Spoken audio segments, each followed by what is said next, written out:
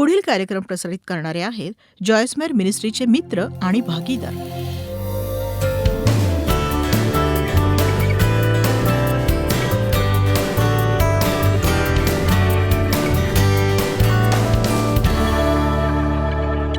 आज आपण आशेच्या नांगराविषयी बोलणार आहोत. इब्री अध्याय 6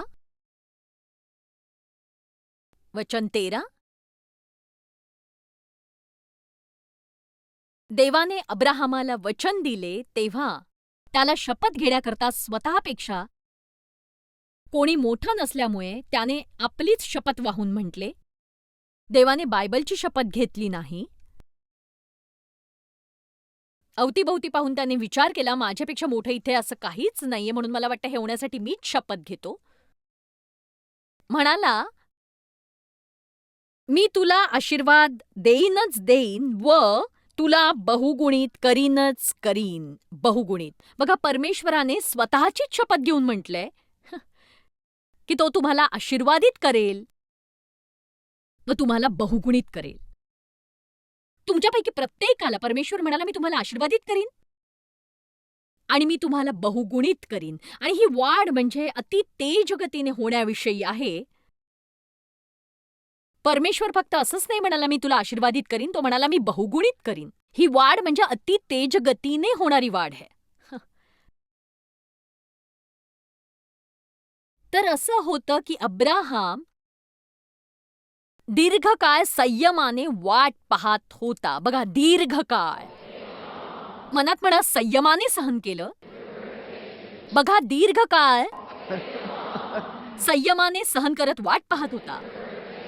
तुम्हाला समजावं म्हणून हे पुन्हा एकदा मनातल्या मनात म्हणा, दीर्घकाळ संयमाने सहन करत वाट पाहत होता. आपण परमेश्वराच्या वचनाचा वारसा केवळ विश्वासाने नव्हे तर विश्वास आणि संयमाने ग्रहण करतो. वाट पाहणे हे आपण जे करतो त्याचाच एक भाग आहे. आणि वाट कशी पाहावी हे जर तुम्हाला येत नसेल तर तुमची स्थिती दयनीय असेल अगदी. प्रवासाचा तुम्हाला आनंद लुटता यायला हवा. केवळ तो पार करायचा नाहीये तर त्या प्रवासाचा आनंद लुटायला शिकायचंय. एक सांगू, आपल्या सगळ्यांनाच वाटतं की जिथे आपण आहोत तिथून पुन्हा सुरुवात करावी. आणि बघा, मलाही असं वाटतंच की मला जर आधी हे माहीत असतं तर बरं झालं असतं, कारण तसं असतं तर मी माझ्या प्रवासाचा अधिक आनंद लुटू शकले असते. आणि शेवटी हे कळायला मला 15 वर्ष लागली. पण माझी इतकीच आशा आहे की मी तुम्हाला वेदना आणि यातनेपासून वाचवू शकते, जे मी सहन केलं. बघा, योग्य वेळी आपल्यासाठी गोष्टी तातडीने करायला आपण देवाला भाग नाही पाडू शकत, कारण आपल्यासाठीची योग्य वेळ परमेश्वरच जाणतो. तो जाणतो की आपल्याला हव्या असलेल्या काही गोष्टी ह्या आपल्याला खरंच नको असतात आणि आपल्याला केवळ वाटतं की त्या आपल्याला हव्या आहेत म्हणून तो आपल्याला त्या देत नाही. जोवर आपल्या हे लक्षात येत नाही त्याची इच्छा काय आहे, ती केवळ आपल्याला वाटणारी गोष्ट नाही, देवाला जे वाटेल तेच तो देईल. नाही, मी पुन्हा हे नाही म्हणू शकत, मला नाही वाटत बोलू शकेल. पण तुम्ही आज हे समजून घ्यावं अशी माझी इच्छा आहे. आपण नेहमीच संयम राखणं, सहन करणं, वाट पाहण्याविषयी बोलतो, पण तुमच्या लक्षात येतं का तो त्यातलाच एक भाग आहे. ते वेगळं असं काही नसतं ते. आणि आज मी तुम्हाला इतकंच सांगू इच्छिते, तुम्ही त्याचा आनंद लुटाल इतकाच विचार करा फक्त. बघा, आपल्याला वाटतं आपल्या प्रवासाचं अंतिम ठिकाण हेच महत्वाचं असतं, पण तसं नसतं. त्या ठिकाणापर्यंत पोहोचण्याचा आपला प्रवास आहे तो महत्वाचा असतो. खरं तर खरंच आपण आपला प्रवास कसा करतो, प्रवास. म्हणूनच त्याने दीर्घकाळ संयमाने सहन केले व अनुभवून ग्रहण केले. इसाकाच्या जन्माद्वारे जे येणार होतं व परमेश्वराने जे त्याला वचन दिलं. वचन 18 यासाठी की ज्याविषयी खोटे बोलणे देवाला अशक्य आहे, अशा दोन निर्विकार गोष्टींनी आपल्याला चांगले उत्तेजन यावे. बघा, देव जे म्हणतो ते झालंच पाहिजे, दुसरं काही होऊच शकत नाही. एकच गोष्ट त्याला थांबवू शकते, ती म्हणजे आपला अविश्वास. आपण हार मानली तरच, कारण आपण त्याचं सामर्थ्य तोडतो. आपण त्याचं सामर्थ्य तोडतो, पण परमेश्वर कधीच सोडत नाही आणि हार मानत नाही. आपण जे त्याच्याकडे आश्रयाकरिता धावून गेलो, आपल्यात वसणारी शक्ती हे सामर्थ्यवान उत्तेजन आहे, आपल्याकरिता अभिषिक्त आशा ती समजून बाळगून ठेवण्यासाठी. आता हीच आशा आपल्या आत्म्यासाठी एक खात्रीपूर्वक आणि बळकट नांगर आहे. व हे घसरू शकत नाही, तुटू शकत नाही कशाही खाली. कोणीही, मनातल्या मनात म्हणा, मीच कोणीही ते तोडू शकत नाही. आता बाहेर पडण्याचा भाग हा महत्वाचा आहे. तुम्हाला काहीतरी उत्सुकतेने सांगू इच्छिते. आपण नेहमीच भावनेचा आधार घेतो आणि आपल्याला नेहमी माहिती हवी असते, म्हणजे काय चाललंय, काय चाललंय. जेव्हा आपण म्हणतो की आशा ही तुमच्या आत्म्याचा नांगर आहे, एक सांगू, तुमचा आत्मा हा तुमचा अंतरात्मा नाही. तुमचा आत्मा हे तुमचं शरीर नाही. तुमचा आत्मा हा तुमच्या आतला भाग आहे, जो तुमच्या शरीराच्या आणि अंतरात्म्याच्या आत आहे. तुमचा आत्मा तुम्हाला देवाविषयी काहीच सांगत नाही, पण तो तुमच्याविषयी बरंच काही सांगतो.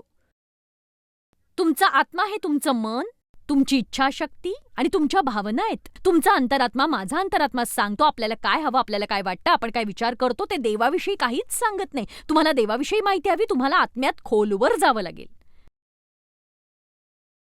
पण खेदाची बाब ही की बहुतांश लोक त्या आत्म्यापर्यंत पोहोचतच नाहीत किंवा त्या अरण्यातून ते बाहेरच येत नाहीत.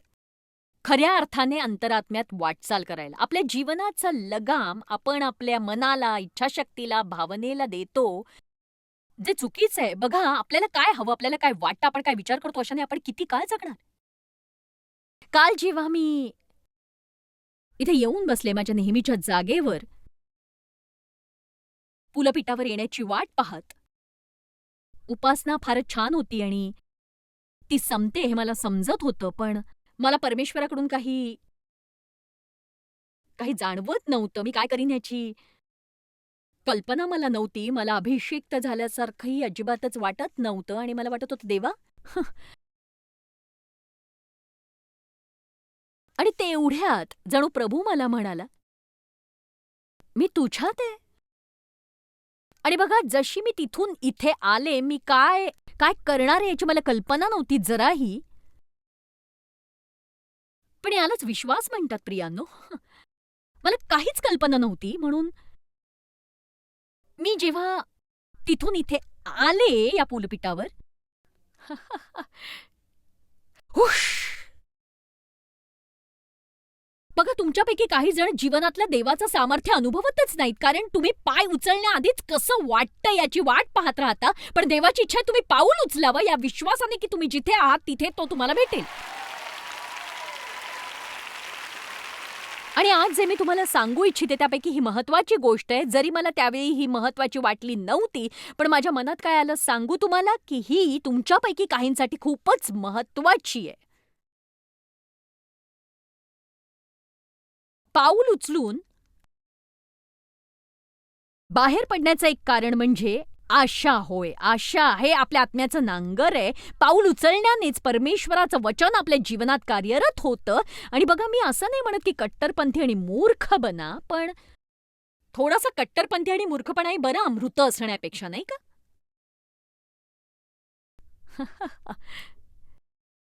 मृत आणि थंडगार राहून काहीच नवं करण्याचा प्रयत्न न करणारे बनण्यापेक्षा आणि देव काय म्हणतो हे जाणून न घेणारे बनण्यापेक्षा तुम्ही काय करावं ही देवाची इच्छा, यासाठी प्रार्थना करा. देवाचं ऐकण्यासाठी जमेल ते करा. मग बाहेर पडून त्याचा शोध घ्या.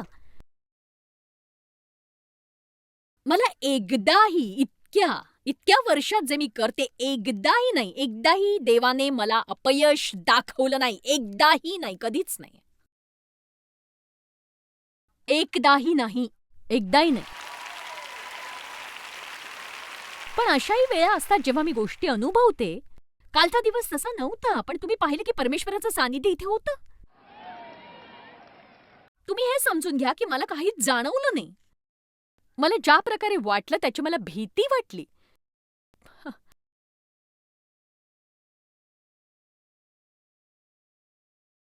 पण बघा, देव जो 27,000 लोकांकडे पाहतोय, जे त्याच्या चेतनीची अपेक्षा ठेवून आहेत, आणि मी बघा, मला असं वाटतं की मी आज बोलू शकणार तरी आहे की नाही?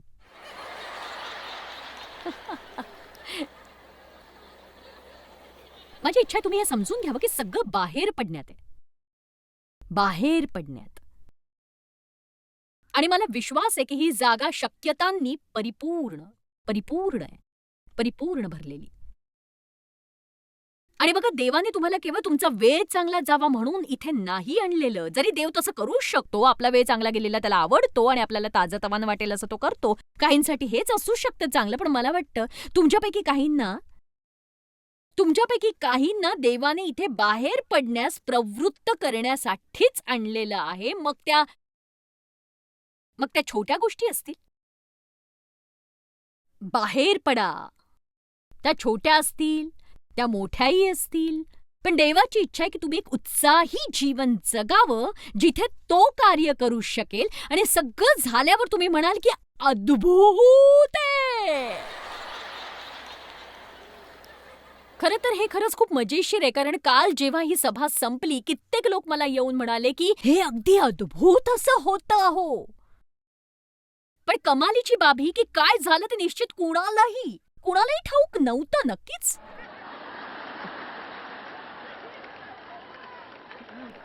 आपल्याला फक्त एवढंच माहिती की जे काही होतं ते अद्भुत होतं. आणि तुमचं जीवन असंच असावं असं देवाला वाटतं. मी म्हटलं तुमचं जीवन असंच असावं असं देवाला वाटतं. हा तुमच्या आत्म्याचा नांगर आहे. याकडे आपण आणखीन थोडं बारकाईने पाहणार आहोत. केवळ त्याच्याकडे टवकारत बघू नका. हो, तू माझ्या आत्म्याचं नांगर आहे. याचा अर्थ काय?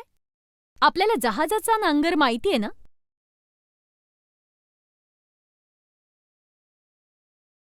जेव्हा तुम्हाला तुमचं जहाज पाण्यात स्थिर हवं असतं, तुम्ही नांगर टाकता. कारण जर तसं केलं नाही तर ते तिथून सरकेल. पण जेव्हा तुम्ही नांगर टाकता, जरी ते सगळ्या दिशेला थोडंफार हलू शकतं, थोडंफार तरी हलणारच आहे ते. अ, अ, अ, अ, अ, पण ते लांब नाही जाऊ शकत. आणि बहुधा तुम्ही त्या दिशेला जायचा प्रयत्न करता, पण ते अ, अ, अ, अ, ते इतकंच लांब जातं.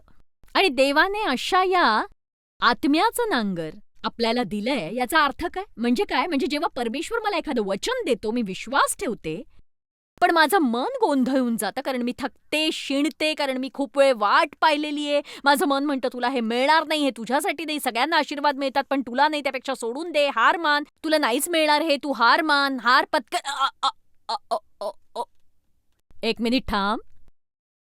चला, आली ती देवाची आशा परत एकदा, जी मला मागे खेचतीये, जी म्हणते नाही, हे तुझ्यासाठी आहे. बघा, जेव्हा तुमच्या भावना पिसाळतात आणि तुम्ही म्हणता मी आता हे नाही करू शकत, मी आता इथून पुढे हे नाही करणार, मी खरंच खूप निराश आहे आणि मी ठीक आहे. बघा, तुम्ही जेव्हा आशा ठेवता, तुमचा आत्मा इकडे-तिकडे थोडा भरकटू शकेल, पण तो जास्त लांब नाही जाणार, कारण तुम्ही तुमच्या आयुष्यात आशेचा नांगर टाकलाय. आशेचा नांगर. आणि खरंच आपल्याला अशा छोट्या-छोट्या भावना असतातच. माझ्याही आज सकाळी थोड्या भरकटल्या होत्या आणि मी थोडं ऐकलं, पण माझं काय? ते थोडं हळुवार होतं आणि माझ्या भोवती होते. पण पण माझं काय? तरीही ऐकू येतच होतं कानामागे सतत. पण पण माझं काय? हे सगळं संपल्यावर माझं काय? मी काय करीन? मी काय एक मिनिट. बघा, माझं मन थोडंसं भरकटू लागलं, पण एक सांगू का? आणि पहा तुमची इच्छाशक्ती. वाह! पण मला नकोय. मला नाही वाटत. माझी इच्छा नाहीये. मला नकोय. मला नकोय. नको. तुझ्या इच्छेप्रमाणे हो प्रभू, माझ्या नाही. कुणाला कळतंय का मी आज काय सांगू पाहतेय ते? माझी इच्छा आहे की माझा विश्वास ज्यावर आहे ते तुम्हालाही समजावं, कारण मला या अतिआध्यात्मिक वाटणाऱ्या गोष्टी अजिबात आवडत नाहीत, ज्या आपण एकमेकांना सतत सांगत राहतो आणि मग घरची मंडळी म्हणते की ते किती चांगलं होतं, पण त्याचा अर्थ कुणालाच कळत नसतो. तर त्याचा अर्थ हा असा होतो, आम्ही तुम्हाला त्या आशेच्या नांगरासोबत घरी पाठवणार आहोत. तुमच्या आत्म्याला आशेचं नांगर बांधून, म्हणजे जेव्हा गोष्टी थोड्या इकडे आणि थोड्या तिकडे अशा भरकटतील, तुम्ही तितकंच लांब जाऊ शकाल. तुम्हाला 5 मिनिटाचा झटका मिळेल, पण परमेश्वर तुम्हाला परत आणेल. आमेन. उत्पत्ती अध्याय 15 वचन 1 ते 6. या गोष्टी घडल्यावर अब्रामास दृष्टांत रूपाने परमेश्वराचे वचन प्राप्त झाले, ते असे की, अब्रामा, भिवू नको, मी तुझी ढाल आहे, मीच तुझे परम पारितोषिक आहे, तुझी विपुल भरपाई आहे. हे व्यक्तिशः घ्या बरं. आणि अब्राम म्हणाला, जे आपण पुष्कळ म्हणतो, पण प्रभू, तू मला अमुक नाही दिलंस, तू मला तमुक नाही दिलंस, पण तू मला दिलंस. त्याच्या बाबतीत तो म्हणाला की, तू मला काय देणार? तू मला काय देणार? मी तर या जगातून निस्संतान होऊन जाईन, पण माझ्या घरादाराचा मालक दिमिश्की अलियेजर माझा सेवक हा होणार. अन अब्राम म्हणाला की, पहा पहा, तू मला काही संतान दिले नाही, तर माझ्या घरचा एक माणूस माझा वारस होणार. देवा, मला संतान नाहीत, मला वाटतं तू देशील. एक सांगू, मला मुलबाळ हवं होतं. मी त्यांच्यासाठी प्रार्थना केली. मी निस्संतान आहे. मी आयुष्यभर कष्ट केले आणि ज्या सगळ्यासाठी मी कष्ट केले ते आता या माणसाला जाणार आहे सगळं निघून. पण देवा, तू जर मला आशीर्वादित करणार असशील, माझ्या आयुष्यात भरपूर अद्भुत अशी भरपाई करणार असशील, तर देवा, देवा, कुठे कुठे कुठे तू माझ्यासाठी काय केलंस? वचन 4. तेव्हा परमेश्वराचे वचन त्याला प्राप्त झाले की, हा मनुष्य तुझा वारस होणार नाही, तर तुझ्या पोटी येणाराच तुझा वारस होईल, तुझ्या पोटी येणाराच. मग त्याने त्याला त्याच्या तंबूतून बाहेर आणून म्हटले, आकाशाकडे दृष्टी लाव, तुला हे तारे मोजवतील तर मोज, इतकी तुझी संतती होईल, इतकी तुझी संतती होईल. आता बघा, आपल्या सगळ्यांचे आपले तंबू असतात, पण आपण त्यात खरंच खरंच खूप वेळ घालवतो. आपण त्यातून बाहेर न पडता दुसरं जर काहीच पाहिलं नाही, तर असं होतं की जणू, ओ हो, परमेश्वराचं वचन माझ्यासाठी पूर्ण होईल. मला दिसतंय ते केवळ डायपर्स आणि खरकटी भांडी. माझं ज्याच्याशी लग्न झालंय त्याला आता ढेरी आली, त्याचे केस गळतायत, मला तर त्याचा कंटाळा आला, मला याचा कंटाळा आला, आमच्याकडे पैसे नाहीत, आमची गाडी खराब झालीये. मी देववचनावर विश्वास ठेवू पाहतेय, ते माझ्यासाठी पूर्ण होणारच नाही. पण देव म्हणतोय, तंबूच्या बाहेर ये. देव म्हणतोय, बाहेर ये तंबूच्या. वाव! शेवटी माझ्यासाठी आशा आहे. तुम्ही या दिवसात काय केलं माहितीये का? हे आपल्यासाठी हे अतिउत्तम आहे. तुम्ही तंबूतून बाहेर पडला. तुम्ही या दिवसात तंबूतून बाहेर पडलात आणि तुम्ही वर पाहताय. तुम्ही अद्भुत गोष्टी ऐकताय. उत्तम संदेश तुम्ही ऐकताय. तुम्ही परमेश्वराची उपासना करताय. तुम्ही इतर अद्भुत आणि अभिषिक्त लोकांसोबत आहात. पण मी तुम्हाला सांगू इच्छिते, तंबूत अधिक वेळ वाया घालवण्यापासून सावध राहा. तुमच्या परिस्थिती आणि समस्येकडे टवकारून पाहत बसू नका, कारण तसं केलं तर तुम्ही आशा गमवाल आणि देव तुमच्यासाठी काहीतरी करू शकतो यावर तुम्ही कधीच विश्वास ठेवू शकणार नाही.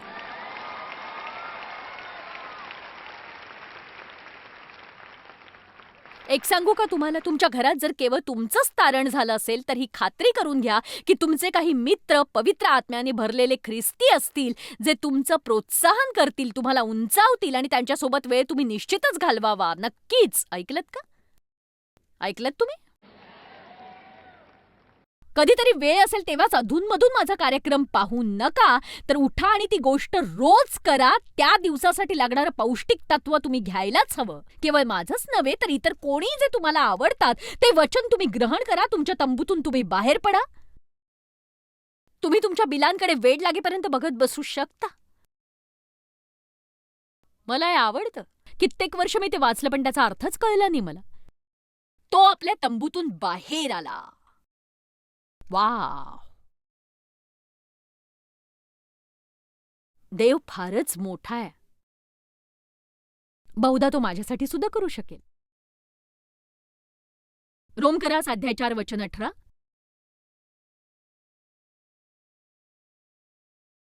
अब्राहम आपल्यासारखाच होता, तोही काहीतरी इच्छिणारा मनुष्य होता.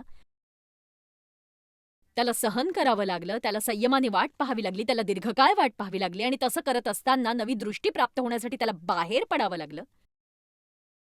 अब्राहमासाठी मानवी कारणास्तव आशा नव्हती, त्याने विश्वासाने आशा बाळगली.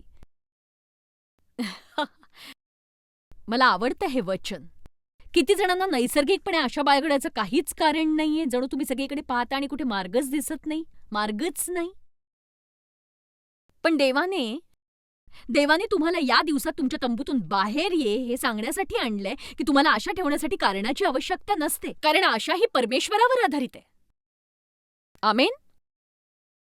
मानवी कारणापलीकडे गेलेली उमेद त्याने विश्वासाने आशा बाळगली की तो अनेक राष्ट्रांचा पिता बनेल. बघा, जसं त्याला वचन देण्यात आलं होतं तो विश्वासात खचला नाही. जेव्हा त्याने आपल्या शारीरिक अशक्तपणाचा विचार केला, हे समजून घ्या, त्याचं वय किती होतं, तिचं वय किती होतं आणि काहीही बरोबर नव्हतं. आणि मी इतकंच सांगते की जर तो आपल्या तंबूतच राहिला असता, बहुधा त्यात आरसा असावा कुणास ठाऊक, आणि जसा तो साराकडे पाहतो, तो स्वतःकडे पाहतो, या गोष्टीवर विश्वास ठेवण्याच्या प्रयत्नात एके दिवशी त्याला संतान होईल आणि तो विचार करतो शक्यच नाही, म्हणजे मला दिसतायत त्या केवळ सुरकुत्या आहेत, आणखी काहीच नाही. परमेश्वर म्हणाला, उठ आणि तंबू बाहेर पड आणि वर बघ आणि मी जे सांगीन ते करीनच, यावर विश्वास ठेव.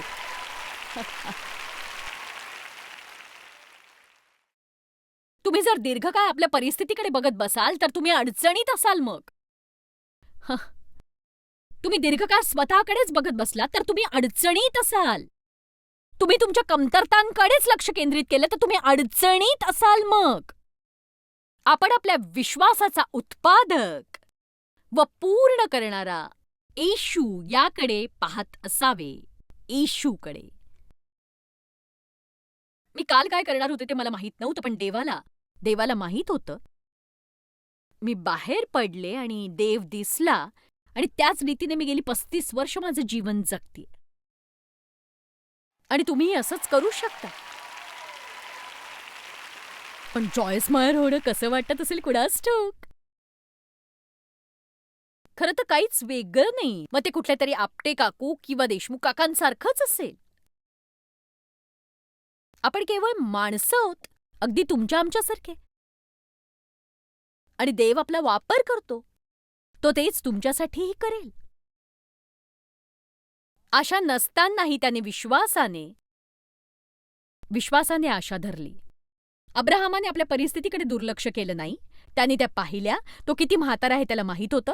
त्याला साराचंही वय ठाऊक होतं. त्याला देव म्हणतो ते अशक्य हेही माहीत होतं. पण बहुधा त्याला देवाने केलेल्या अद्भुत अशा गोष्टी आठवल्या असतील आणि बहुधा अब्राहम आपल्यासारखाच असेल की त्याने ठरवलं की तो आशेचा कैदी बनून राहील. नाही नाही नाही नाही नाही, मी माझ्या आशेबाबत विक्षिप्त राहणार आहे आता. आशा ठेवण्यात काही अर्थ नसेल तरी मला परवा नाही. मी आशा ठेवणारच आणि मी विश्वास ठेवीन, मी भरोसा ठेवीन, मी देववचनांकडे पाऊल उचलेन. आणि बघा, तुमची क्षमता तुम्हालाच ठाऊक नाहीये. तुमच्यापैकी काहींना तर ती कळणारही नाही. जर तुम्ही आज माझं ऐकणार नसाल तर म्हणा, मी बाहेर पडून शोधीनच. पण मी चुकले तर काय? भले त्याने की जगाचा शेवट होत नाही. मला देव सापडला नाही तर तो तुम्हाला शोधेल.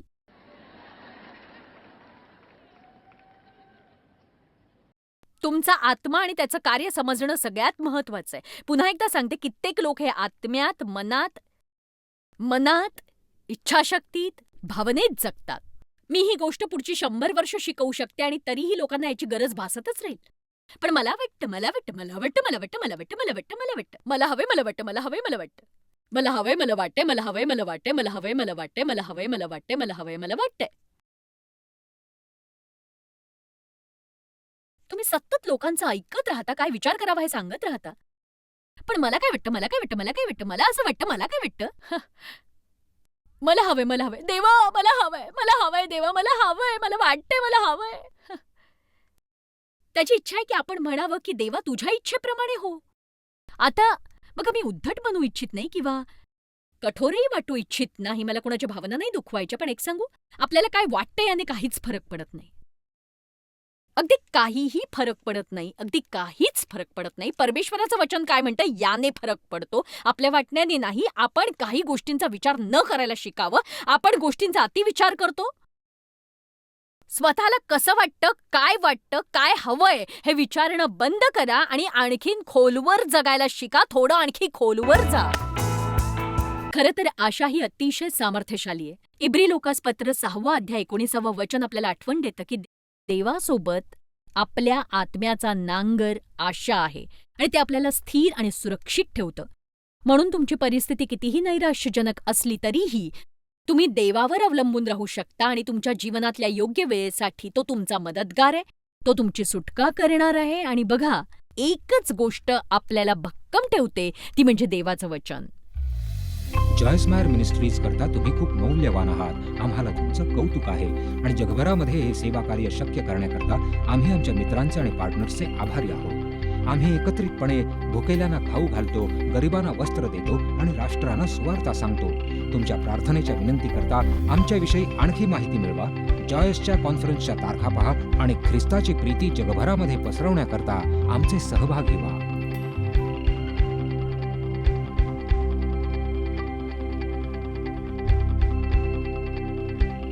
याचा सर्व खर्च जॉयस मेर मिनिस्ट्रीचे मित्र आणि भागीदार करत आहेत.